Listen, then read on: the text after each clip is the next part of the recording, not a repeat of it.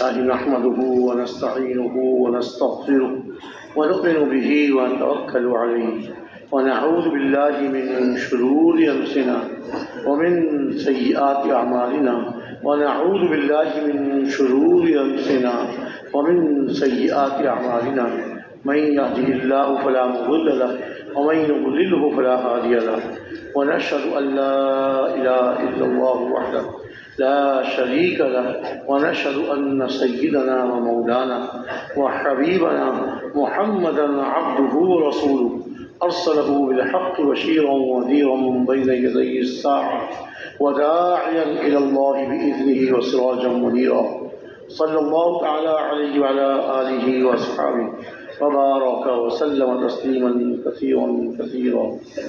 أما بعد فأعوذ بالله من الشيطان الرجيم. بسم الله الرحمن الرحيم. والعصر إن الإنسان لفي خسر إلا الذين آمنوا وعملوا الصالحات وتواصوا بالحق وتواصوا بالصبر. فقال عز وجل: قل هذه سبيلي أدعو إلى الله على بصيرة أنا ومن اتبعني وسبحان الله وما أنا من المشركين. وقال عز وجل: ومن أحسن قولا ممن دعا إلى الله وعمل صالحا وقال إنني من المسلمين. صدق الله العظيم. وقال عليه الصلاة والسلام: بلغوا عني ولو آية. فقال: فليبلغ الشاهد الغائب. وقال عليه الصلاة والسلام: لا يؤمن أحدكم حتى يحب لأخيه ما يحب لنفسه. وقال عليه الصلاة والسلام: لا يؤمن أحدكم حتى يكون هواه تبعا لما جئت به أو كما قال عليه الصلاة والسلام. میرے محترم بھائیو، دوستو، بزرگوں، اللہ رب العزت ساری مخلوقات کے خالق ہیں. سب چیزوں کو پیدا کرنے والے ایک اللہ. چھوٹی چھوٹی مخلوق، بھائی اندر ہو جاؤ، یعنی بیٹھتے اندر بیٹھ.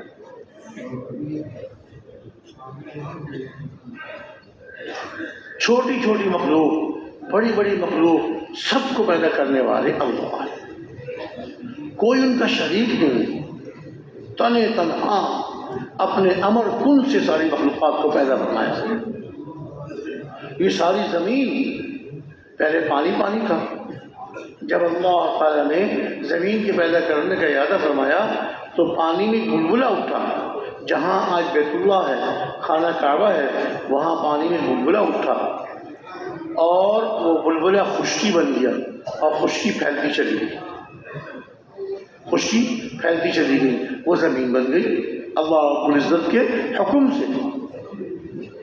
اللہ رب العزت کے حکم، دو حرف والا حکم، کن کن ہو جاتا ہے.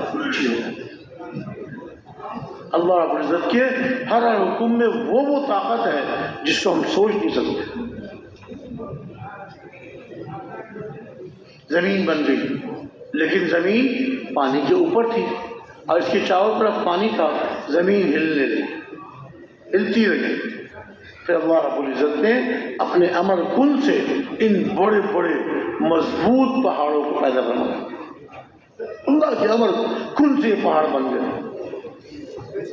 اور ان پہاڑوں کو اس زمین پر اللہ رب العزت نے کیل اور میخ کی طرح ٹھونک دیا. زمین ٹھہر گئی. پانی کو بھی اللہ نے پیدا فرمایا، زمین کو بھی اللہ نے پیدا فرمایا. ان بڑے بڑے اونچے اونچے مضبوط پہاڑوں کو بھی ایک اللہ نے پیدا فرمایا. یہ آسمان، بڑے بڑے آسمان، 7 آسمان. ہمیں تو ایک آسمان نظر آتا ہے، ایسے بڑے بڑے 7 آسمان. ہر 2 آسمان کے بیچ میں اللہ رب العزت نے اپنے مخلوق کو، اپنے بندوں کو رکھا ہے. 7 آسمان، 7 آسمانوں کو اللہ رب العزت نے اپنے امر کن سے پیدا فرمایا. 7 زمینوں کو، ہم تو ایک زمین پر رہتے ہیں، ہم ایک زمین پر رہتے ہیں، اس کے نیچے 6 زمینیں اور 7 زمینوں کو اللہ نے پیدا فرمایا. اور 7 زمینوں میں انسان بھی ہے، ہر زمین میں انسان بھی ہے، اللہ پیدا فرمانے والے، اور پھر پیدا فرمانے کے بعد ساری دنیا کو اور ساری مخلوقات کو اللہ رب العزت اپنے حکم سے چلا رہے ہیں۔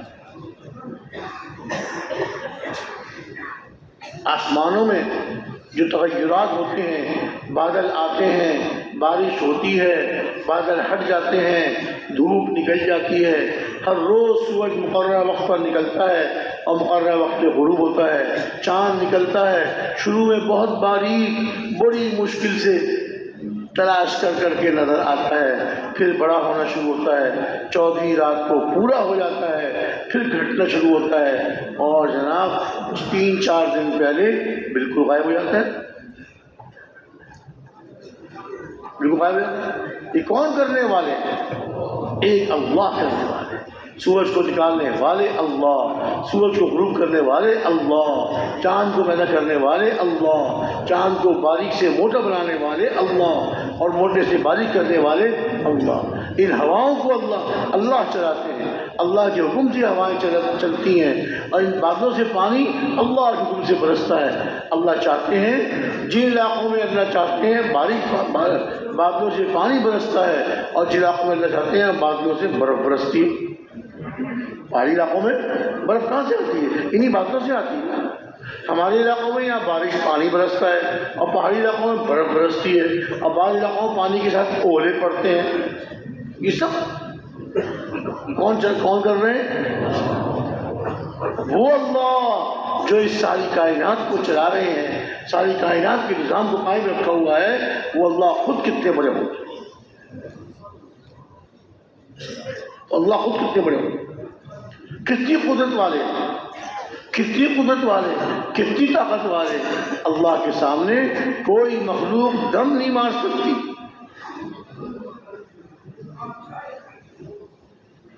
اللہ جو چاہتے ہیں وہ ہوتا ہے، جو اللہ نہیں چاہتے وہ نہیں ہوتا۔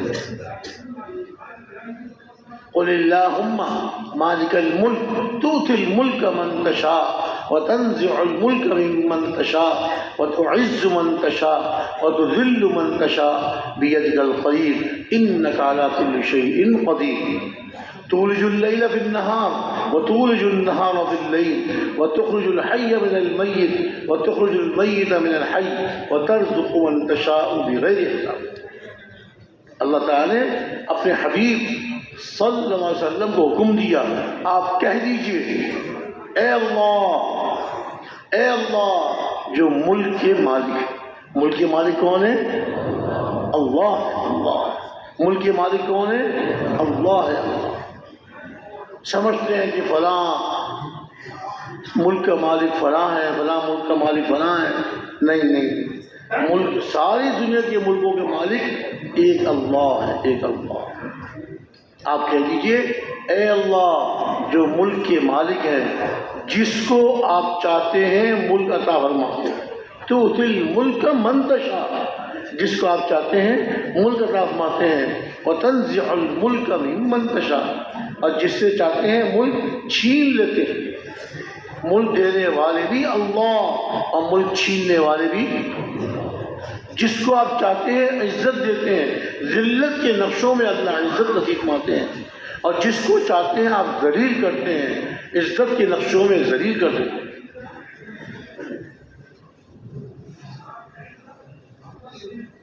بیدک الخیر، آپ ہی کے قبضے میں ساری خیریں ہیں، یقیناً آپ ہر چیز پر قادر ہیں۔ اور پھر کیا فرمایا؟ تولج اللیل فی النہار، رات کو دن میں داخل کرتے ہیں، اور تولج النہار فی اللیل، اور دن کو رات میں داخل کرتے ہیں۔ دن روشن ہے، سورج نکلا ہوا ہے، اور پھر اللہ تعالیٰ کے حکم سے سورج چلتے چلتے جب مغرب میں غروب ہو جاتا ہے، اللہ تعالیٰ رات کو لے آتا ہے۔ دن کی روشنی ختم، رات کا گھٹا ٹوپ اندھیرا، ہر طرف اندھیرا ہی اندھیرا۔ وَتُولِجُ النَّهَارَ فِي اللَّيْلِ، ہر طرف اندھیرا ہی اندھیرا۔ پھر اللہ رب العزت اپنی قدرت سے سورج کو نکالتے ہیں، اندھیرے ختم اور سورج کی روشنی ظاہر ہو۔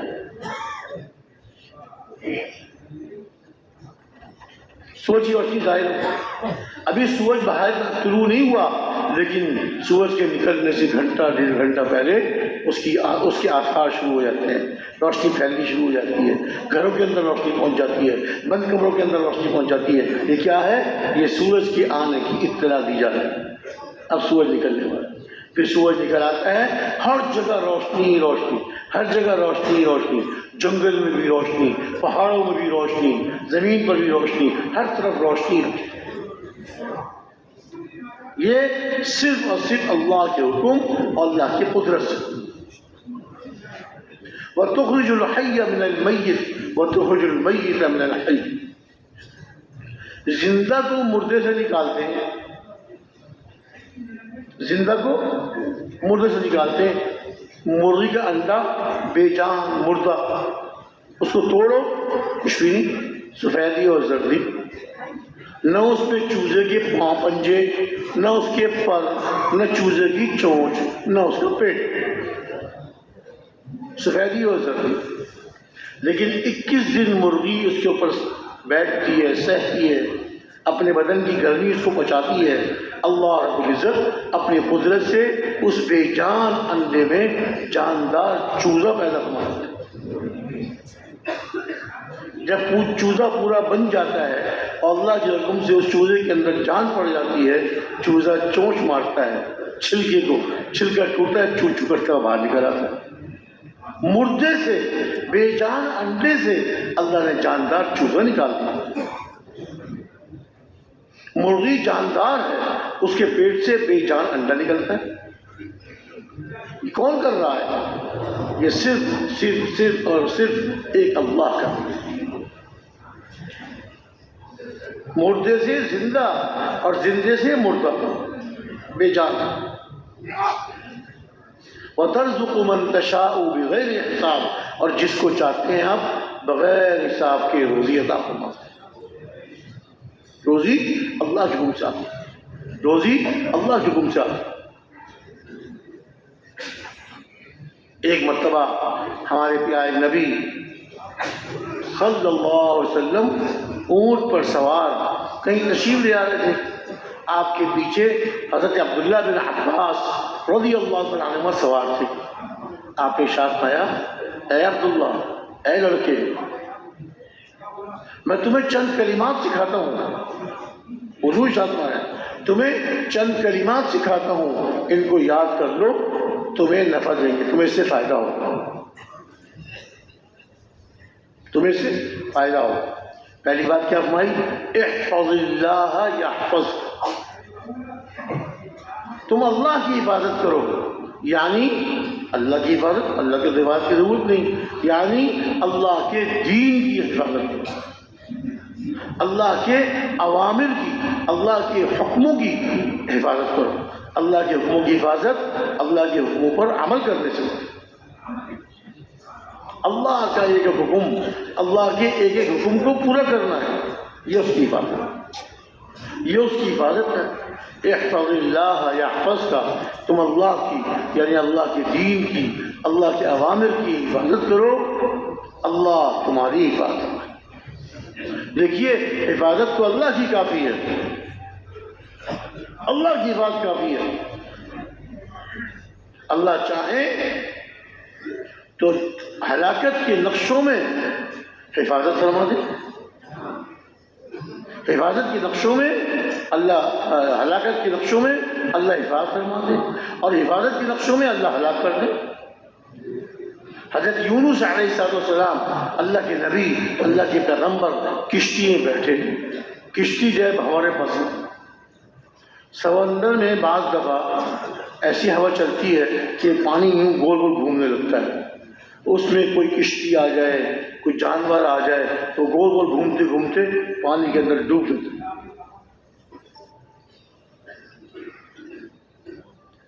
جو ملاح تھا کشتی کا، اس نے کہا بھائی ہماری کشتی بھنورے پھنس گئی ہے. ایسا معلوم ہوتا کہ کوئی غلام اپنے آقا سے بھاگ کر آیا، وہ غلام پانی میں کود جائے ورنہ سب ہلاک ہو جائیں گے، سب خاموش. کون سا غلام ہے جو بھاگ کر آیا ہے پانی میں کود جائے؟ پانی میں کون اپنی جان کو ہلاک کرے گا؟ حضرت یونس علیہ السلام اللہ کے نبی اپنی قوم سے دعوت دیتے دیتے تھک گئے اور ابھی اللہ کا حکم نہیں آیا تھا.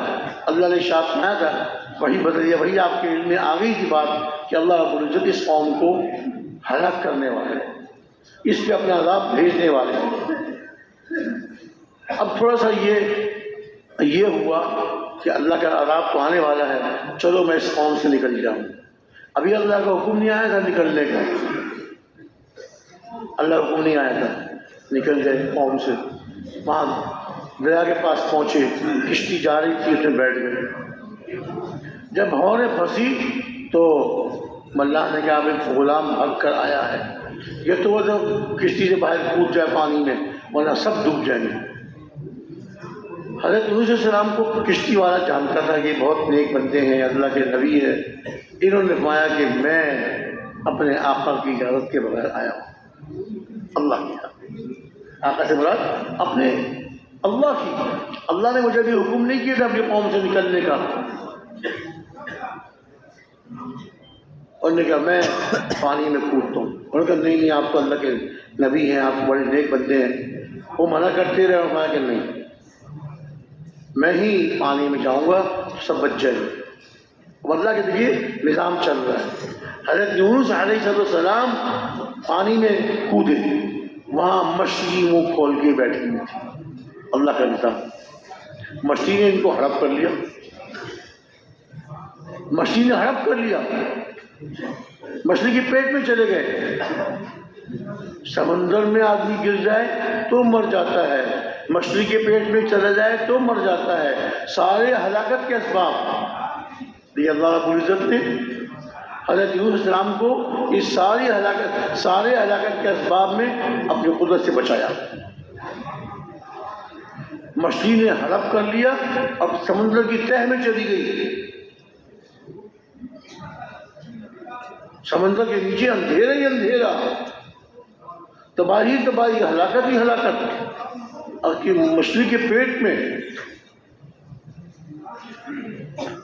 ادھر کیا ہوا جب قوم نے اللہ کے عذاب کا آثار شروع ہوئے. یہ ایک قوم تھی حضرت یونس علیہ السلام کی قوم. جب اس کا اللہ کے عذاب کے آثار شروع ہوئے ان کو فکر ہوئی کہ ہم سے غلطیاں ہوئی ہیں، ہم نے بہت گناہ کیے، ہم نے اللہ کے نبی کی بات کو نہیں مانا. یہ دیکھو اللہ کے عذاب شروع ہو رہا ہے. توبہ کرنی شروع کر دی، رونا چلانا شروع کر دیا کہ اللہ ہمیں معاف کر دیجیے، ہم نے بہت گناہ کیے. اور حضرت یونس علیہ السلام کو تلاش کرنے لگے، اللہ کے نبی کہاں ہیں، ہم ان کے پاس جائیں، ان کے سامنے توبہ کریں، استغفار کریں. اب ادھر تو حضرت یونس علیہ السلام مچھلی کے پیٹ میں، ادھر قوم کو توبہ کی اللہ نے توفیق دے دی. قوم رو رہی ہے، چلا رہی ہے، اللہ سے معافی مانگ رہی ہے. اللہ تعالیٰ نے اپنے عذاب کو اٹھا لیا. فیصلہ ہو چکا تھا عذاب کا، لیکن ان کے رونے سے، گڑ گڑانے سے اللہ رب العزت کو رحم آ گیا. اور یہ ایک قوم ہے کہ جس کو اللہ کے عذاب شروع ہونے پر بھی اللہ نے بچا لیا. ورنہ اس قوم پر عذاب آیا، جب عذاب کے آثار شروع ہوئے تو بس پھر وہ بچ نہیں سکے. قوم ثمود نافرمانی، اللہ کی نافرمانیاں کرتے رہے. آخر میں اللہ کے نبی حضرت صالح علیہ السلام نے ارشاد فرمایا کہ دیکھو تم نے یہ اللہ سے مانگا تھا، یہ تم نے کروایا تھا مجھ سے کہ اللہ سے مانگیے اس پہاڑ سے زندہ اونٹنی نکال دے. پہاڑ سے بھی کوئی جانور نکلتا ہے؟ جانور تو جانور سے پیدا ہوتا ہے، اونٹ اونٹنی سے پیدا ہوتا ہے، اونٹنی اونٹنی سے پیدا ہوتی ہے.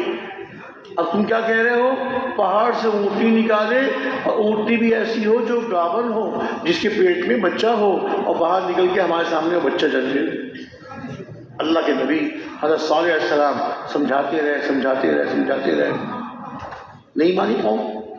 پھر ایک دن جب ان کے میلے کا دن تھا، ساری قوم میدان میں، کھلے میدان میں پہاڑ کے نیچے جمع تھی.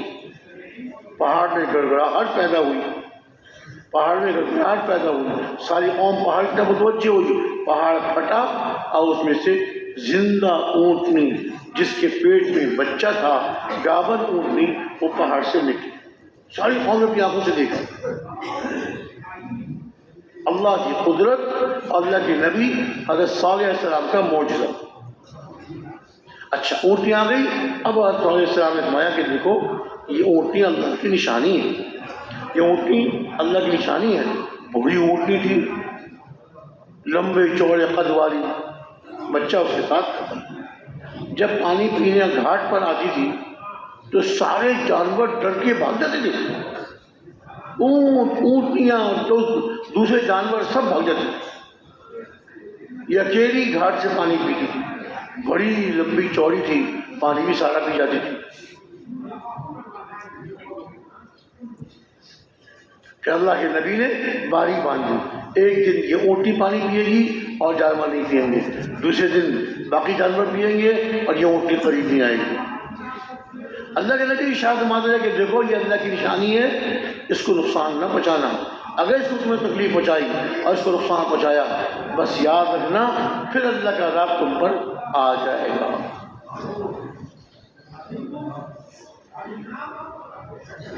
إذ انبعث أشقاها فقال لهم رسول الله ناقة الله وسقياها فكذبوه فعقروها فدمدم عليهم ربهم بذنبهم فسواها ولا يخاف الله. اللہ کے نبی ڈراتے رہے، اپنی قوم کو ڈراتے رہے کہ دیکھو اس اونٹنی کو تکلیف نہ پہنچانا، اس کو نقصان نہ پہنچانا، اس کو زخمی نہ کرنا، ورنہ پھر تم اللہ کے عذاب سے نہیں بچ سکتے. قوم جمع ہوئی، کیا کرنا چاہیے اس اونٹنی کا؟ اس اونٹنی کیا کرنا چاہیے؟ اس نے تو ہمارے جانوروں کو ڈرا دیا، ہمارے جانوروں کو پانی سے روک دیا. تو اللہ تعالیٰ نے کیا ارشاد فرمایا؟ اذ انبعث اشقاها، قوم میں جو سب سے زیادہ بدبخت انسان تھا، اشقا، سب سے زیادہ شقی، بدبخت، وہ اٹھا. اس نے کہا میں اس کو جا کے ختم کرتا ہوں، اس اونٹنی کو میں ختم کرتا ہوں. حالانکہ فقال رسول اللہ ناقۃ اللہ وسقیاها، اللہ کے رسول ارشاد فرماتے رہے کہ دیکھو اللہ کی اونٹنی ہے، اللہ کی نشانی ہے، اس کو نقصان نہ پہنچانا، اور اس کی جو پانی کی باری ہے اس باری کو بھی محفوظ رکھنا. یہ اپنی باری میں پانی پیتی ہے، دوسرے دن یہ پانی کے قریب بھی نہیں آتی. جو اس کی باری کا دن ہے اس میں پانی پہ آتی ہے. دیکھیے بدبخت انسان اٹھا، فکذبوہ، اس نے اللہ کے نبی حضرت صالح علیہ السلام کو جھٹلایا اور اس اونٹنی کے پاؤں کاٹ دیے. اس ظالم نے اس بے گناہ معصوم اونٹنی کے پاؤں کاٹ دیے. وہ اونٹنی گر پڑی اور پاؤں سے خون جاری ہو گئی.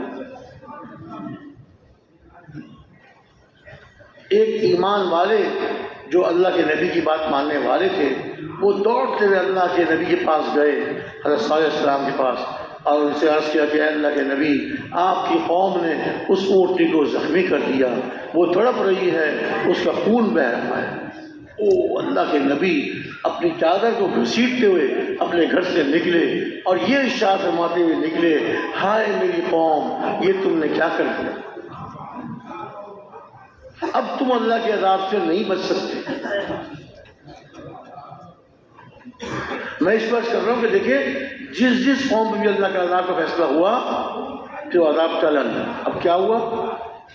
دیکھیے داعی جو ہوتے ہیں، داعی اللہ کے نبی، ان کے بعد جو دعوت دینے والے داعی، ان کے دل میں ہمدردی ہوتی ہے، خیرخواہی ہوتی ہے، وہ ہر حال میں ان کے ہمدرد ہوتے ہیں، خیرخواہ ہوتے ہیں.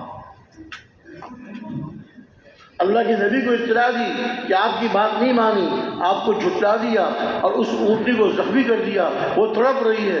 اب بھی ان کو غصہ نہیں آیا، انہیں بددعا نہیں کی قوم کے لیے، بلکہ یہ کہتے ہوئے نکلے، ہائے میری قوم، یہ تم نے کیا کر دیا؟ میں تم کو ڈراتا رہا، میں تم کو منع کرتا رہا، روکتا رہا، یہ اللہ کی نشانی ہے، اس کو تکلیف نہ پہنچانا، لیکن تم نے میری بات نہیں مانی. اب تم اللہ کے عذاب سے نہیں بچ سکتے. تیز سے چلتے ہوئے اونٹنی کے پاس پہنچے، جب تک وہ پہنچتے وہ اونٹنی تڑپتے تڑپتے خون نکلتا رہا، تڑپتے تڑپتے اللہ کے نبی کے وہاں پہنچنے تک مر گئی، اونٹنی مر گئی۔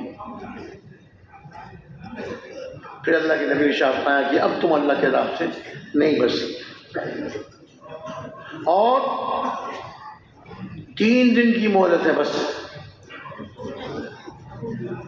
میں تم کو ہمیشہ ڈراتا رہا کہ یہ ایسا نہ کرنا ورنہ پھر تم اللہ کے عذاب سے نہیں بچ سکتے۔ 3 دن تم زندہ رہو گے دنیا میں، اس کے بعد مر جاؤ گے، اللہ کا عذاب آ جائے۔ پہلے دن جب سو کر اٹھو گے صبح کو تمہارے چہرے سرخ ہو چکے،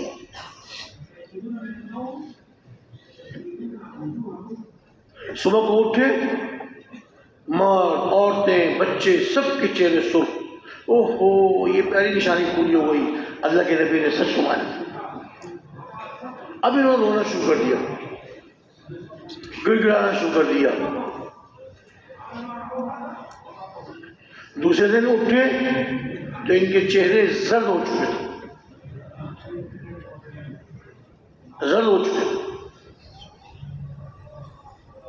اور زیادہ رو رہے ہیں کہ دوسری نشانی پوری ہو گئی۔ اللہ کے نبی نے یہی ارشاد فرمایا تھا، پہلے دن تمہارے چہرے سرخ ہوں گے، دوسرے دن تمہارے چہرے زرد ہوں گے، اور تیسرے دن جب سو کے اٹھو گے تمہارے چہرے کالے سیاہ ہو جائیں گے، پھر اللہ کا عذاب آئے۔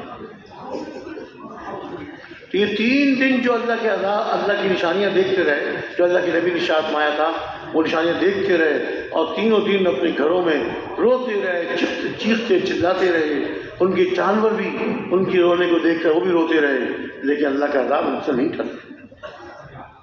تیسرے دن اللہ کا عذاب آ گیا اور ساری کی ساری قوم ہلاک ہو گئی۔ بس صرف یہ قوم تھی حضرت یونس علیہ السلام کی قوم، جس کو اللہ نے ان کے رونے کے گڑانے پر اللہ نے رحم فرمایا اور عذاب ان سے ٹال دیا۔ عذاب ٹل گیا، اب یہ اللہ کے نبی حضرت یونس علیہ السلام کو تلاش کرتے رہے کہ اللہ کے نبی کہاں ہیں، ہم ان سے ہدایات لیں، ہم ان سے دین سیکھیں، اللہ کے حکم معلوم کریں، اللہ کے حکم چلنے والے بن جائیں۔ حضرت یونس علیہ السلام مچھلی کے پیٹ میں، اب دیکھیے وہاں مچھلی کے پیٹ میں ہر طرف ہلاکت، کھانا کچھ نہیں، پینا کچھ نہیں، سانس کیسے آتا ہوگا؟ کہ اللہ کے بڑی قدرت والے ہیں، ہلاکت کے اسباب میں، ہلاکت کے موقع میں اللہ بچا دے۔ حضرت یونس علیہ السلام کی حفاظت فرمائی اللہ تعالیٰ نے۔ اب کتنے دن مچھلی کے پیٹ میں رہے یہ اللہ کو معلوم ہے، بعض تفاسیر میں آتا ہے، بعض میں آتا ہے 13 دن، بعض میں 7، مختلف قول آتے ہیں، بہرحال کچھ دن اس کے پیٹ میں رہے۔ اس کے بعد اللہ تعالیٰ نے حکم دیا اور یہ پیٹ میں رہے، اللہ کے حکم سے مچھلی کا پیٹ ان کو ہضم نہیں کر رہا تھا۔ مچھلی جو چیز کھاتی ہے انسان کھاتا ہے، پیٹ میں جا کے چیز ہضم ہو جاتی ہے، روٹی کھائی، سالن کھایا، چاول کھائے، پیٹ میں جا کے ہضم ہو جاتی ہے۔ جانور چارہ کھاتا ہے، پیٹ میں جا کے ہضم ہو جاتا ہے۔ مچھلی مچھلیوں کھاتی ہے، بڑی مچھلی چھوٹی مچھلیوں کھا جاتی ہے، پیٹ میں جا کے ہضم ہو جاتی ہے۔ لیکن اللہ کا حکم تھا، حضرت یونس علیہ السلام مچھلی کے پیٹ میں ہے، لیکن مچھلی کا پیٹ ان کو نقصان نہیں پہنچا سکتا، ان کو ہضم نہیں کر سکتا، اللہ کا حکم۔ کتنے دن پیٹ میں رہے اللہ کو معلوم ہے، کھانا کچھ نہیں، پینا کچھ نہیں، سانس بھی کیسے آ رہا ہے۔ جب اللہ نے قوم نے توبہ کی، گڑ گڑائے اللہ کے سامنے، اللہ نے مچھلی کو حکم دیا ان کو سمندر کے کنارے اگل دے۔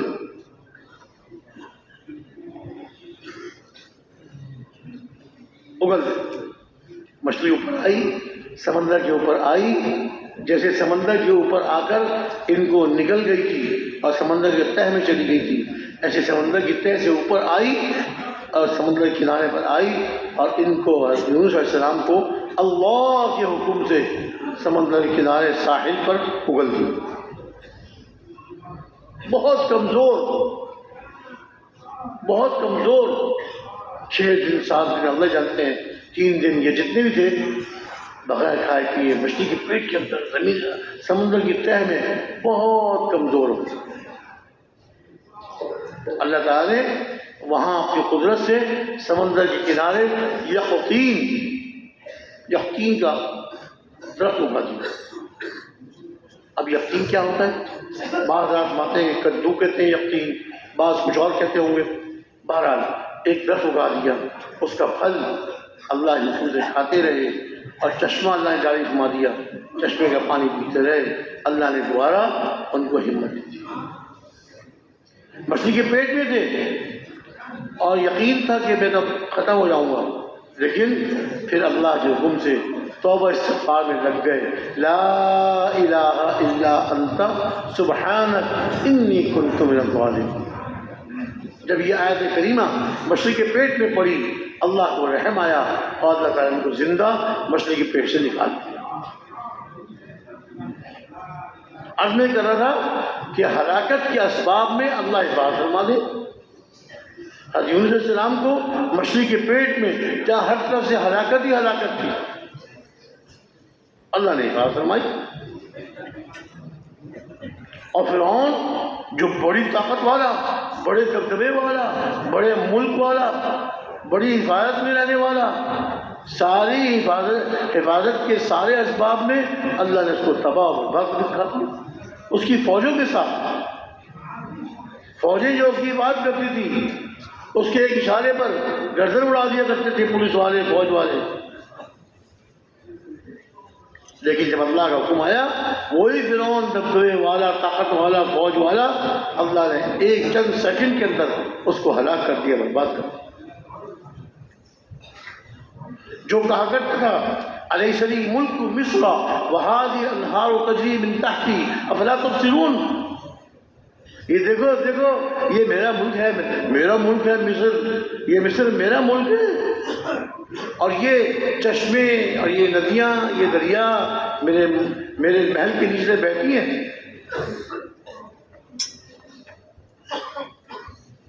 کیا تم دیکھتے نہیں ہو میں کیسا مالک ہوں؟ غرور، تکبر، مغرور انسان، شرک کرنے والا، اپنے آپ کو رب کہلوانے والا، انا ربکم الاعلی، میں تمہارا سب سے بڑا رب ہوں. نعوذ باللہ، نعوذ باللہ. لیکن جب اللہ نے چاہا چند سیکنڈ کے اندر اندر اس کو سلایا، اس کو تو تباہ کر دیا اللہ تعالیٰ نے، اس کو ہلاک کر دیا، تو جان سے مر گیا سمندر میں، بحر قلزم میں ڈوب کر ختم ہو گیا. لیکن اللہ عز و جل نے کیا ارشاد فرمایا؟ فَالْيَوْمَ نُنَجِّيكَ بِبَدَنِكَ لِتَكُونَ لِمَنْ خَلْفَكَ آیَةً. آج ہم تیرے بدن کو نجات دیں گے، تیرے بدن کو بچائیں گے. تو ہلاک ہوئے گا، تو ہلاک ہوگا، ہلاک ہو گیا، لیکن تیرے بدن کو بچائیں گے. کہتے ہیں آج تک سینکڑوں ہزاروں سال گزر گئے، اس کا بدن آج تک محفوظ ہے. دنیا جاتی ہے اور دنیا عبرت کی نگاہ سے دیکھتی ہے. کہتے ہیں سنانے والوں سے سنا کہ شیشے کے تابوت کے اندر اس کو بند کر کے لٹا کے رکھا ہو. دنیا جاتی ہے اور اس کو شیشے کے باہر سے دیکھتی ہے. یہ ہے وہ ظالم انسان جس نے اتنے ظلم کیے تھے، یہ ہے وہ مغرور متکبر انسان جس نے اتنا غرور تکبر کیا تھا. آج یہ بے سود پڑا ہوا ہے. اور اللہ تعالیٰ نے اس کی ذلت کو، جو اپنی عزت کی نقشوں میں رہ رہا تھا، اللہ نے اس کو ایسا ذلیل کیا، قیامت تک کے لیے ذلیل کر دیا. جو بھی اس کو دیکھتا ہے تو اس پہ لعنت بھیجتا ہے، برا بھلا کہتا ہے، اور ایسا ذلیل کیا کہ مسلمان کو مسلمان، کوئی کافر بھی اپنے نومولود بچے کا نام فرعون نہیں رکھتا. اللہ بھلا پتہ نہیں کیسے کیسے نام رکھیں گے، اللہ بھلا نہ معلوم الٹے سیدھے کیسے نام رکھیں گے، لیکن فرعون کوئی نام نہیں رکھتا. کیا ہے؟ اللہ نے جو عزت کے نقشوں میں تھا، اللہ نے اس کو ذلیل کر دیا، اور ایسا ذلیل کیا قیامت تک کے لیے ذلیل ہو گیا. زندگی میں بھی ذلیل ہوا اور مرنے کے بعد قیامت تک کے لیے ذلیل. میں تو یہ عرض کیا کرتا ہوں، اللہ نے اس کو ایسا ذلیل کیا. اگر وہ شیشے کے تابوت میں نہ ہوتا، ویسی کسی تخت پہ رکھا ہوتا، تو لوگ جو اس کو دیکھنے جاتے ہیں وہ اس پہ جا کے تھوکتے. یہ ہے وہ انسان، یہ ہے وہ ظالم جو اپنے آپ کو رب کہلواتا تھا، تھوکتے. اللہ نے ایسی ذلت دلوں میں اتار دی. میرے بھائی دوستو بزرگو، عزت کے نقشوں میں اللہ ذلیل کر دے اور ذلت کے نقشوں میں اللہ عزت دیتے۔ حضرت موسیٰ علیہ السلام فرعون ان کی قوم کو، بنی اسرائیل کو ذلیل کرتا تھا، ذلیل کرتا تھا، ان سے کام لیتا تھا، گھٹیا کام، اور ان کو پیسے بھی، اجرت بھی نہیں دیتا تھا، مزدوری کام کرواتا تھا پورے اور مزدوری نہیں تھی، نہ وہ مزدوری دیتا تھا نہ اس کی قوم والے بنی چاہے جو فرعونی تھے قبطی، نہ وہ مزدوری دیتے تھے، ظلم کو پہاڑ توڑتے تھے ان کے اوپر۔ پھر بنی اسرائیل نے حضرت موسیٰ علیہ السلام کی بات کو مانا، توبہ کی، اللہ کے سامنے روئے، اپنے گناہوں سے معافی مانگی، جو خواہشات میں پڑے ہوئے تھے، اللہ کی نافرمانیوں میں پڑے ہوئے تھے، خواہشات میں اللہ کی نافرمانیوں میں پڑے ہوئے تھے، اس سے توبہ کی، اللہ کے حکموں پہ چلنے والے بن گئے۔ اللہ تعالیٰ نے بنی اسرائیل کو اونچا کیا۔ یہ بنی اسرائیل کے ساتھ کئی دفعہ ہوا، جب ان کے اعمال اچھے ہوئے، اللہ نے ان کو عزت نصیب فرمائی، ان کو سلطنت دی، ان کو بادشاہ بنایا، اور جب وہ خواہشات میں پڑ گئے، لذتوں پڑ گئے، اعمال چھوڑ دیے، اللہ رب العزت نے ملک ان سے چھین دیا اور ان کو ذلیل کر دیا۔ پھر ذلیل ہوتے آخر ان کو خیال آیا ہے، اپنی زندگیوں کو بدلا، اپنے اعمال ٹھیک کیے، خواہشات سے باز آئے، ناجائز خواہشات سے باز آئے، اپنے نفس کی چاہتوں کو چھوڑا، شیطان کی باتوں کو چھوڑا اور اعمال کرنے والے بنے، اللہ پہ عزت دیتے تھے۔ کئی مرتبہ اور اللہ تعالیٰ نے ظالم سے ظالم بادشاہوں کو ان بنی اسرائیل پر مسلط کیا۔ بیت المقدس میں رہ رہے تھے، حکومت تھی، بادشاہت تھی، اعمال بگڑ گئے، زندگیاں بگاڑ دیں، اللہ کو ناراض کر دیا، اللہ رب العزت نے بخت نصر بادشاہ کو ان پر مسلط کیا۔ بابل سے اٹھ کر وہ بیت المقدس آیا اور ان بنی اسرائیل پر قہر بن کے ٹوٹا، اللہ کا قہر بن کے ٹوٹا، ان کے مردوں کو قتل کر دیا، قتل عام کیا، عورتوں کو زندہ چھوڑ دیا، مردوں کو قتل کر دیا، بچوں کو قتل کر دیا، لڑکیوں کو زندہ چھوڑا، اور باقی جو بچ گئے تھے بچے کچے بنی اسرائیلیوں کو اٹھا کر اپنے ملک بابل لے گئے، ملک سے بھی نکالا، گردنیں بھی کاٹی، قتل کیے، خون بہایا، یہ سب اللہ کی طرف سے ان کا عذاب مسلم۔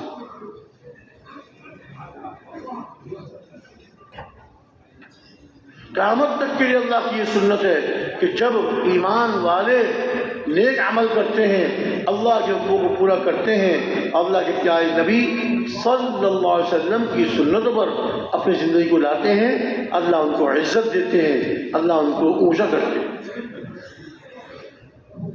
اور اگر عمل بگڑ جائیں، اللہ کے حکموں کو توڑنے والے بن جائیں، اللہ کے پیارے نبی صلی اللہ علیہ وسلم کے طریقوں کو چھوڑ کر غیروں کے طریقے اپنانے لگ جائیں، کفر والوں کے، باطل والوں کے طریقوں میں زندگی گزارنے والے بن جائیں، کہ اللہ تعالیٰ ان کو ذلیل کر دے، ان پر مصیبتوں کے دروازے کھول دے، پریشانیوں کے دروازے ان پر کھل جاتے ہیں، گھر گھر پریشانی، گھر گھر مصیبت۔ یہ کیا ہے؟ عمل بگڑے زندگی بگڑی، عمل بنیں گے زندگی بنے گی۔ یہ فیصلے اللہ تعالیٰ کی طرف سے ہوتے ہیں۔ عزت کے اور ذلت کے نقشے اللہ کے حکم سے، کامیابی اور ناکامی کے فیصلے اللہ کی طرف سے۔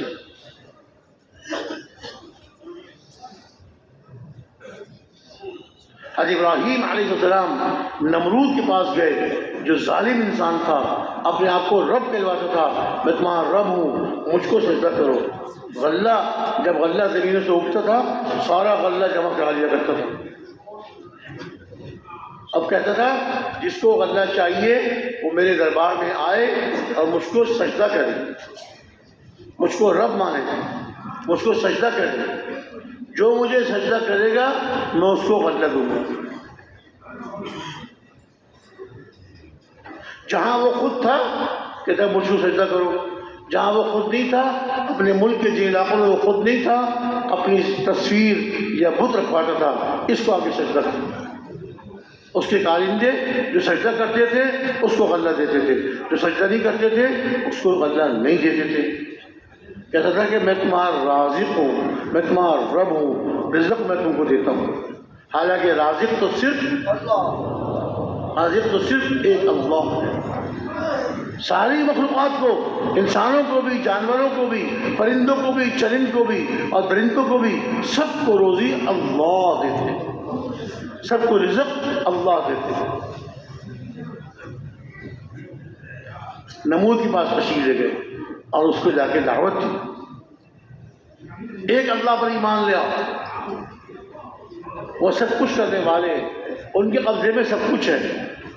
اور پھر دعوت دی اور یہ شاطمائیں کہ دیکھیے میرا رب تو وہ ہے، میرا رب تو وہ ہے جو زندہ کرتا ہے، مارتا ہے، مردہ میں زندگی ڈال دیتا ہے اور زندہ سے اس کی جان نکال دی۔ اب وہ نمرود ظالم انسان، اللہ کا نافرمان، اس نے کہا یہ تو میں بھی کر سکتا ہوں، میں رب ہوں، نعوذ باللہ، میں بھی کر سکتا ہوں۔ جیل میں ایک قیدی تھا، جیل میں ایک آدمی قید تھا جس کی موت کا فیصلہ ہو چکا تھا، سزائے موت، اس کو القریب پھانسی کے تختے پہ لٹکائے جانے والا تھا۔ اس کو جیل سے نکالا اور اس کو چھوڑ دیا، جاؤ آزاد کہا دیکھو اس کو زندہ کر دیا، اس کو میں نے زندہ کر دیا۔ ارے کوڑ مغز، تو نے کہاں زندہ کیا؟ تو پہلے زندہ تھا، تو جیل سے چھوڑا ہے اس کو، کہے میں نے اس کو زندہ کر دیا۔ یہ مرنے والا تھا، پھانسی کے تختے پہ چڑھنے کا فیصلہ ہو چکا، پھانسی کے تختے پہ چڑھایا جانا تھا اس کو، میں نے اس کو زندہ کر دیا۔ اور ایک بے گناہ آدمی کو باہر سے پکڑوا کے پھانسی کے تختے پہ چڑھا دیا کہ دیکھو اس کو نے مارا۔ جب آدمی صحیح راستے سے ہٹتا ہے، صحیح طریقے سے ہٹتا ہے، تو اس کا دماغ بھی پاگل خراب ہو جاتا ہے۔ ایک عام آدمی یہ کہہ سکتا ہے نہ اس نمرود نے اس کو زندہ کیا اور نہ اس کو مارا، یہ تو اللہ کے فیصلے ہیں، اللہ جس کو چاہے زندہ کرے، جس کو چاہے مارے۔ اللہ کے نبی ارشاد آیا تھا ربی الذی یحیی و یمیت، میرا رب تو وہ ہے جو زندہ کرتا ہے مارتا ہے۔ نمرود نے کہا یہ میں کر سکتا ہوں۔ اب داعی کے لیے کیا ہے، یہاں سے اسلوب ملا، کیا طریقہ ملا، جس کو ہم دعوت دے رہے ہیں، اگر ہماری بات نہیں سن رہا، وہ مناظرے پر مقابلے پہ آ رہا ہے، ہم اس سے مناظرہ نہ کریں، ہم اس سے بحث نہ کریں، اپنی دعوت کا اسلوب اور دعوت کا طریقہ بدلیں۔ حضرت ابراہیم علیہ السلام نے دیکھا کہ جب یہ نمرود کوڑ مغز بات نہیں سن رہا، بات نہیں سمجھ رہا اور مناظرے پہ آ گیا، بحث پر آ گیا، تو فوراً کیا فرمایا، دیکھو دیکھو میرا رب تو وہ ہے جو سورج کو مشرق سے نکالتا ہے۔ میرا رب سورج کو کہاں سے نکالتا ہے؟ کہاں سے نکالتا ہے بھائی؟ مشرق سے نکالتا ہے۔ تو اپنے آپ کو رب کہلاتا ہے نا کہ میں رب ہوں، میں رب ہوں، تو مغرب سے نکال کر دکھا۔ میرا رب تو ہر روز سورج کو مشرق سے نکالتا ہے، تو اپنے آپ کو رب کہتا ہے تو ایک دن تو مغرب سے نکال کر دکھا دے۔ فبوہت الذی کفر، جس نے کفر کیا، یہ کافر ظالم انسان یہ مبہوت ہو گیا، حیران رہ گیا۔ اس کا تو میں نے کہا تھا میں بھی کر سکتا ہوں، میں زندہ کرتا ہوں، میں مارتا ہوں، نعوذ باللہ۔ اب اس کا کیا جواب ہے؟ علماء نے لکھا ہے کہ اس کافر کے ذہن میں یہ نہیں آیا کہ ابراہیم صاحب سے کہتا کہ چلو میں تو مشرق سے مغرب سے نہیں نکال سکتا، تم اپنے رب سے کہو مغرب سے نکال کے نکالیں۔ اللہ تعالیٰ قادر ہے، جو اللہ مشرق سے نکالتے ہیں ہر روز، وہ مغرب سے نکال سکتے ہیں اور نکالیں گے۔ قیامت سے پہلے ایک دن آئے گا جب اللہ تعالیٰ سورج کو مغرب سے نکالیں گے، لیکن اس کے دماغ میں یہ بات نہیں ہے۔ علماء لکھتے ہیں کہ یہ بھی اللہ کی طرف سے ہے، اللہ نے اس کے دماغ کو خالی کر دیا اور اس کے دماغ میں یہ بات نہ آئی۔ اگر وہ یہ کہہ دیتا اور ابراہیم السلام اللہ سے دعا کرتے تو کیا پتہ اللہ تعالیٰ نکال دیتے، اور اللہ نکال دیتے تو جو سورج مغرب سے نکلتا اس کے بعد کی نشانیاں پتہ نہیں کیا ہوتا پھر، وہ نشانیاں بھی اللہ تعالیٰ ظاہر فرما دیتے، لیکن اس کے دماغ میں آئی نہیں یہ بات۔ اللہ کے نبی شاہ فرمایا کہ میرا رب تو وہ ہے جو ہر روز سورج کو مشرق سے نکالتا ہے، تو مغرب سے نکال کے دکھا۔ وہ ہکا بکا رہ گیا، حیران ہے۔ تو میرے بھائی دوست بزرگوں، اللہ سب کچھ کرنے والے، جو کچھ دنیا میں ہو رہا ہے اللہ کے حکم سے ہو رہا ہے۔ تو میں وہ عرض کر رہا تھا کہ حضور اکرم صلی اللہ علیہ وسلم نے حضرت عبداللہ بن عباس سے فرمایا تھا احفظ اللہ یحفظک، تم اللہ کی یعنی اللہ کے دین کی، اللہ کے اوامر، اللہ کے احکامات کی حفاظت کرو، اللہ تمہاری حفاظت کرے، اللہ تمہاری حفاظت کرے۔ اور احفظ اللہ تجدہ تجاہک، تم اللہ کی یعنی اللہ کے دین کی حفاظت کرو، اللہ کو اپنے سامنے پاؤ۔ یعنی کیا مطلب؟ تم اللہ کے دین کی بات کرو گے، اللہ تعالیٰ تمہاری مانگنے کو پورا کریں گے، تمہاری ضرورت کو اللہ پورا فرمائیں گے۔ اور فرمایا کہ دیکھو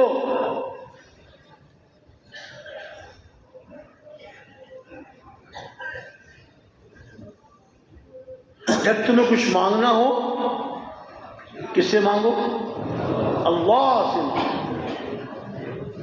جب تمہیں کچھ مانگنا ہو تو صرف ایک اللہ ہی سے مانگو، ایک اللہ ہی سے مانگو، اللہ کے سوا کوئی دینے والا نہیں، اللہ کے سوا کوئی عطا کرنے والا نہیں، اللہ ہی سے مانگو۔ وَإِذَا اسْتَعَنْتَ فَاسْتَعِنْ بِاللَّهِ، اور جب تمہیں مدد طلب کرنی ہو، مدد چاہیے ہو تو کس سے مانگو؟ ایک اللہ ہی سے مانگو۔ مدد کس سے مانگو؟ ایک اللہ ہی سے مانگو۔ ایک تو ہے نا یہ کہنا اللہ سے مانگو، اللہ ہی سے مانگو۔ کچھ سوال کرنا ہو اللہ ہی سے سوال کرو، اور جب مدد طلب کرنی ہو اللہ ہی سے مدد مانگو۔ سوال کے پورا کرنے والے اللہ ہیں اور مدد دینے والے اللہ ہیں۔ اور شاید میں کہ دیکھو ساری زمین والے اگر تمہیں نفع دینا چاہیں، تمہیں کوئی فائدہ پہنچانا چاہیں، تم کو وہی فائدہ ملے گا جو اللہ نے تمہارے لیے لکھ دیا، جو اللہ تعالیٰ نے تمہارے لیے لکھ دیا ہے۔ اور ساری زمین والے اگر تمہیں نقصان پہنچانا چاہیں، تم کو نقصان وہی پہنچے گا، وہی نقصان پہنچے گا جو اللہ نے تمہارے لیے لکھ دیا ہے۔ دنیا والوں کے چاہنے سے نہ نفع ہوتا ہے، نہ دنیا والوں کے چاہنے سے نقصان ہوتا ہے۔ دنیا والوں کے چاہنے سے نہ نفع ہوتا ہے اور نہ دنیا والوں کے چاہنے سے نقصان ہوتا ہے، بلکہ نفع اور نقصان ایک اللہ کے حکم سے ہوتا ہے۔ کس کے حکم سے ہوتا ہے بھائی؟ ایک اللہ کے حکم سے۔ ساری زمین والے کچھ نہیں کر سکتے، ایک اللہ کی طاقت، ایک اللہ کی قدرت کے سامنے سارے زمین والوں کی کوئی حیثیت نہیں۔ واللہ غالب علی امرہ ولکن اکثر الناس لا یعلمون۔ اللہ تعالیٰ اپنے فیصلے پر غالب ہیں، لیکن لوگوں میں سے بہت سے لوگ اس کو جانتے نہیں۔ فیصلہ اللہ کا چلتا ہے، حکم کس کا چلتا ہے؟ اللہ کا چلتا ہے۔ حکم اللہ کا چلتا ہے، فیصلہ اللہ کا چلتا ہے۔ جس کو چاہتے ہیں عزت دیتے ہیں اور جس کو چاہتے ہیں ذلیل کر دیتے ہیں، جس کو چاہتے ہیں کامیاب کرتے ہیں اور جس کو چاہتے ہیں ناکام کر دیتے ہیں۔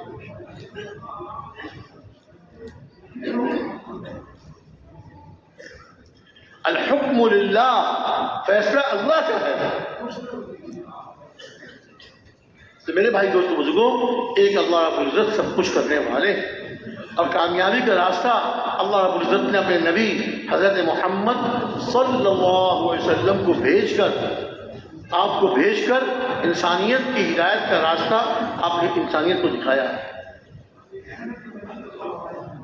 مال دولت میں چیزوں میں اور دنیا کے اسباب میں اس میں تمہاری کامیابی نہیں ہے، یہ کامیابی کا دھوکہ ہے۔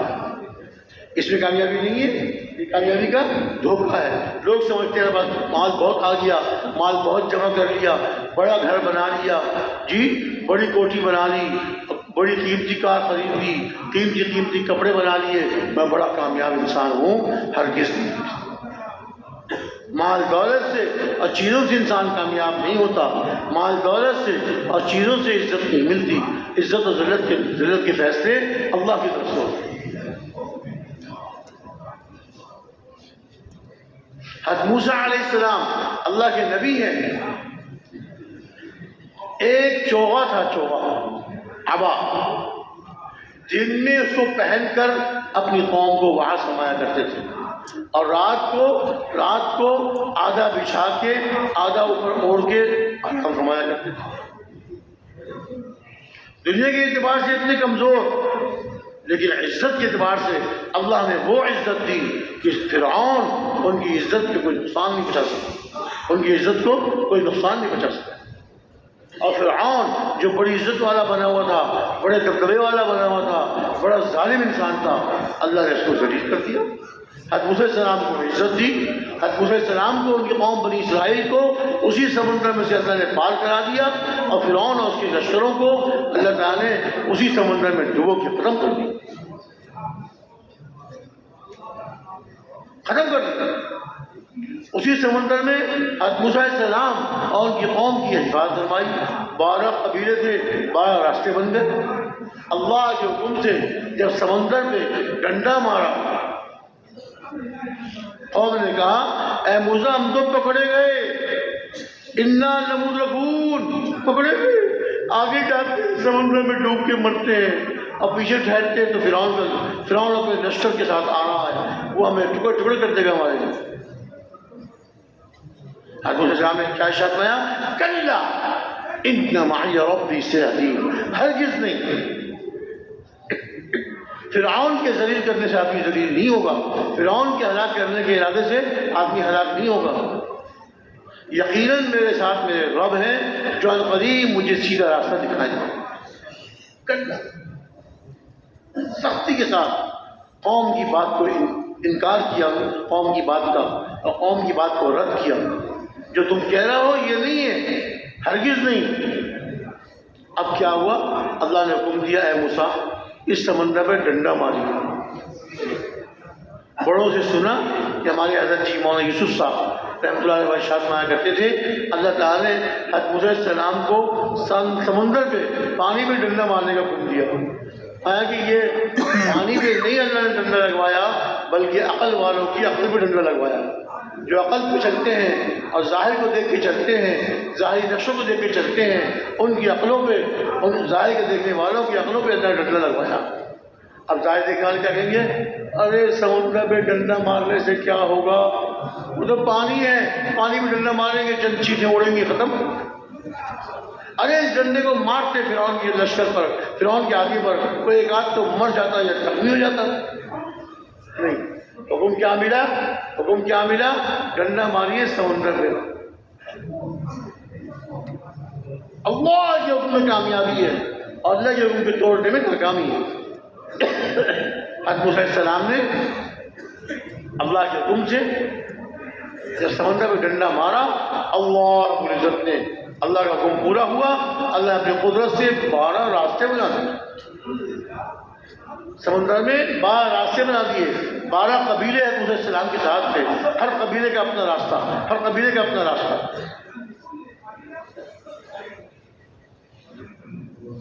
بڑے مزے سے باتیں کرتے ہوئے ہنستے کھیلتے جو کہہ رہے تھے اے موسیٰ، قال اصحاب موسیٰ انا لمدرکون، اے موسیٰ ہم تو پکڑے گئے، جب اپنے پکڑے جانے کا اعتراف کر رہے تھے اللہ نے تو کسی عزت نصیب کر، 12 راستے بن گئے۔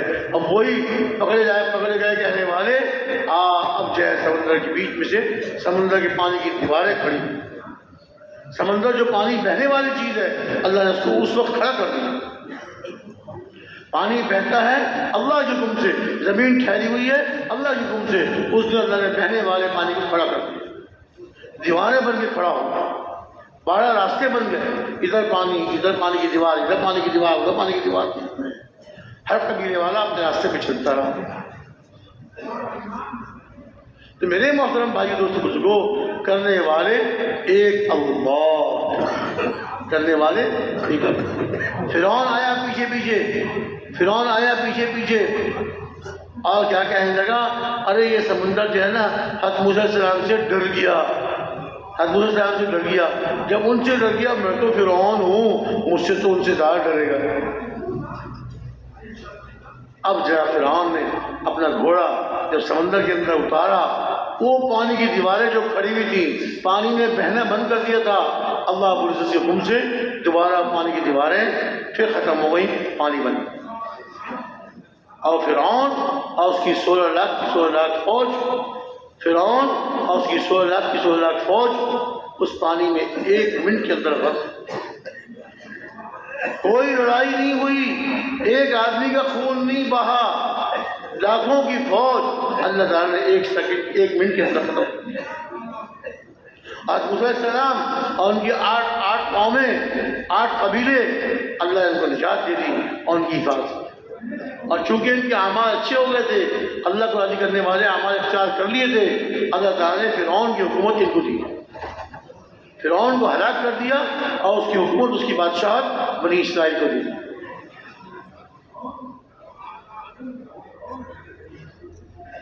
تو میرے بھائی دوستو بزرگوں، فیصلے اللہ کے چلتے ہیں، اس یقین کی بات ہم نے کرنی ہے، اس کی دعوت دینی ہے اور اللہ کے حکموں کو، اپنی زندگی کو اللہ کے حکموں پہ چلنا ہے۔ سب سے بڑا حکم تو نماز کا ہے، نماز ہم نے اہتمام سے پڑھنی، بڑھیا بنا بنا کر، نماز کو بڑھیا بنا بنا کے پڑھنی ہے، اللہ کے دھیان کے ساتھ، اللہ کے دھیان کے ساتھ، ایک اللہ کے سامنے کھڑا ہوا ہوں، جو پڑھ رہا ہوں اللہ اس کو سن رہے ہیں۔ نماز میں دھیان جمانے کی مشق کر کے دھیان کے ساتھ نماز پڑھیں، دھیان جمانے کی مشق کر کے دھیان کے ساتھ نماز پڑھیں۔ کیسے نماز پڑھے بھائی؟ نماز کے جب کھڑا ہو تو نیت باندھنے سے لے کے سلام پھیرنے تک ایک اللہ کا دھیان اور کسی کا دھیان نہیں۔ اللہ کے حضور کھڑا ہوا ہوں، اللہ کے سامنے سجدہ کر رہا ہوں، اللہ کے سامنے رکوع کر رہا ہوں، نماز کو پڑھیں۔ نماز مومن کا ہتھیار ہے، نماز مومن کے لیے تحفہ ہے۔ نماز پڑھ کر اپنے مالک سے، اپنے خالق سے، اب اللہ رب العزت سے جو مانگنا ہے نماز پڑھ کے اس سے مانگنا ہے، جو مدد چاہیے نماز پڑھ کے اس سے مانگو، اور مدد دینے والے، بیماری آ گئی 2 رکعت نماز پڑھ کے اس سے صحت اور شفا مانگو۔ شفا دینے والے کون ہیں؟ ایک اللہ ہے، بیماری بھی ان کے حکم سے آتی ہے، شفا بھی وہی دیتے ہیں۔ بس میرے دوستو بزرگوں، ہم نے نماز اور جو اللہ کے احکامات ہر حکم کو پورا کرنا ہے، اپنی زندگیاں بنانی ہے اور دوسروں پر محنت کر کے ان کی زندگیاں بنانے کی کوشش کریں۔ یہ محنت ہمارے ذمے ہے، یہ دعوت تبلیغ والی محنت حضور اکرم صلی اللہ علیہ وسلم والی محنت ہے، ان کی محنت ہے اور اس امت کے ذمے لگائی گئی۔ اس امت کا ہر فرد، ہم سب جتنے یہاں بیٹھے ہوئے ہیں، ہم سب میں سے ہر ایک وضو والی محنت کے ذمہ دار۔ اپنی ذمہ داری سمجھ کر، اپنی ذمہ داری سمجھ کر اس محنت کو ہم نے کرنا ہے اور اس محنت کو لے کے ہم نے دنیا کے کونے کونے میں پہنچنا ہے۔ تیار ہیں آپ سب اس کے لیے؟ کون کون سے بھائی تیار ہیں؟ پوری دنیا میں جانے کے لیے کون کون بھائی تیار ہیں؟ سب تیار، ماشاءاللہ، دل سے تیار ہے نا انشاءاللہ؟ ہاں، اور ایسے ہی میرے بھائی دوستوں، اس دعوت اور تبلیغ والی اس مبارک محنت کو اپنی زندگی کا مقصد بنا کر، اپنی زندگی کا مقصد بنا کر ساری زندگی اس کو کرو، ساری زندگی اس مبارک محنت کرنے کے لیے کون کون سے بھائی تیار ہیں؟ سب تیار ہیں انشاءاللہ؟ میں بھی تیار ہوں انشاءاللہ۔ اللہ تعالیٰ ہم سب کو توفیق عطا فرمائے اور قبول فرمائے۔ اب درخواست یہ ہے کہ اب تھوڑا تشکیل کر لیں،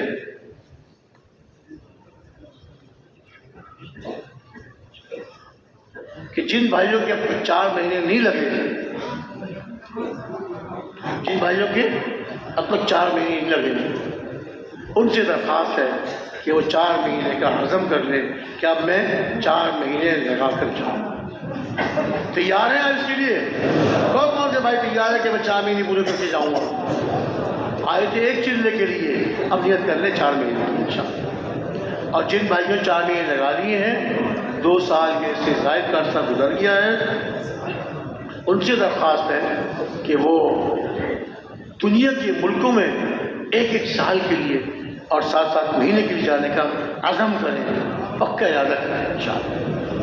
2 سال کم سے کم 2 سال گزر گئے ہوں اور مقامی کام پابندی اہتمام سے کر رہے ہیں، وہ ملکوں میں جا سکتے ہیں۔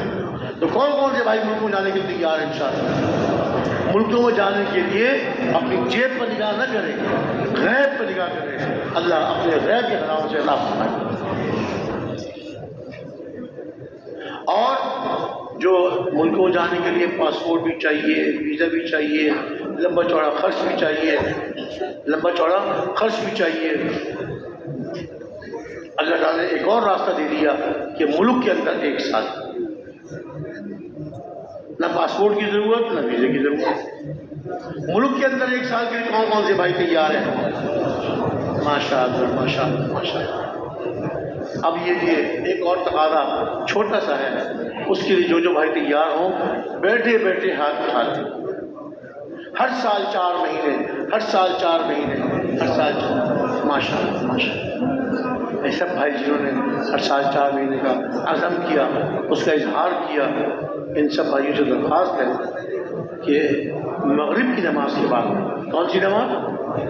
مغرب کی نماز کے بعد مسجد کی نچلی منزل میں ستون نمبر 146، ستون نمبر 146، مسجد کی نچلی منزل میں ستون نمبر 146 پر تشریف لے جائیں۔ وہاں تشکیل والے بیٹھے ہوتے ہیں، ان کے پاس جا کے اپنے ہر سال 4 مہینے کی ترتیب بناؤ۔ اہتمام فرمائیں گے نا انشاءاللہ، یہ ہمارے بزرگ تشریف لائیں، کچھ اعلانات ہیں، ان کے اعلانات کو غور سے سن کر تو اس پہ عمل کریں، اور جب مجلس سے اٹھنے کی اجازت دیں تو پھر مجلس سے اٹھنے کی دونوں دعائیں پڑھ کر